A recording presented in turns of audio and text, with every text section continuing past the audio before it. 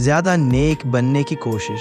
ایک شخص گھر آیا تو اس کی بیوی نے کہا، ہمارے غسل خانے کے پاس جو درخت ہے اسے کٹوا دو، میری غیرت گوارا نہیں کرتی کہ جب غسل کر رہی ہوں تو پرندوں کی نظر مجھ پر پڑے۔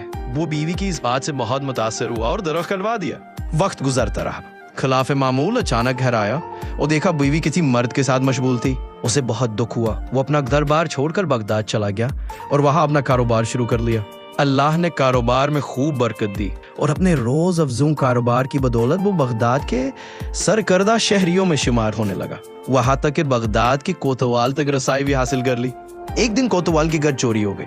پولیس نے مجرم کا سراغ لگانے اور پکڑنے کی بہت کوشش کی لیکن ناکام رہا۔ اس نے دیکھا کہ ایک شیخ کا کوتوال کے گھر آنا جاتا ہے اور کوتوال ان کی بے حد تعظیم کرتا، لیکن ایک بات اس کی سمجھ میں نہیں آتی تھی کہ شیخ آدھے پاؤں پر چلتے ہیں، پورا پاؤں زمین پر کیوں نہیں رکھتے۔ اس نے کسی سے وجہ پوچھی تو اسے بتایا گیا یہ پورا پاؤں زمین پر اس لیے نہیں رکھتے کہ کہیں کیڑے مکوڑے نہ کچلے جائے۔ وہ شخص فوراً کوتوال کے پاس گیا اور اسے کہا، جان کی امان ہو تو عرض ہے، خواب کی چوری اسی شیخ نے کی ہے۔ تحقیق کی گئی تو مال مسروقہ اسی شیخ سے برآمد ہوا۔ کوتوال نے حیرانی سے کہا، ہم نے تو کبھی سوچا بھی نہیں تھا کہ یہ شیخ بھی ایسا کر سکتا ہے، تمہیں کیسے معلوم ہوا؟ اس نے کہا، میرے گھر میں ایک درخت تھا جس نے مجھے نصیحت کی تھی، جو لوگ ضرورت سے زیادہ نیک نظر آنے کی کوشش کرتے ہیں وہ عموماً نیک نہیں ہوتے۔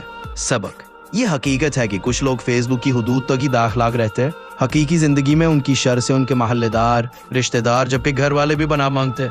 ایسے اخلاق اور نیک نامی کا کیا فائدہ جس سے صرف وہی وفا اٹھ رہا ہے جن کا آپ کی عملی زندگی سے کوئی واسطہ ہی نہیں۔ اکثر ایسے کرداروں سے واسطہ رہتا ہے کہ ذرا سا جھگڑا کیا ہوا وہ اپنی کمینگی پر اتر آتے ہیں، ذرا سا اختلاف کر کے دیکھ لیں کسی سے، اپنی ٹائم لائن پر موصوف کیا بنے ہوتے ہیں اور حقیقت میں کیا۔ اللہ رب العزت سے دعا ہے کہ ہمیں ظاہری اور باطنی طور پر اعمال صالحہ پر چلنے اور ہمارے معاملات و معاشرت پر با اخلاق رہنے کی توفیق عطا فرمائے، آمین۔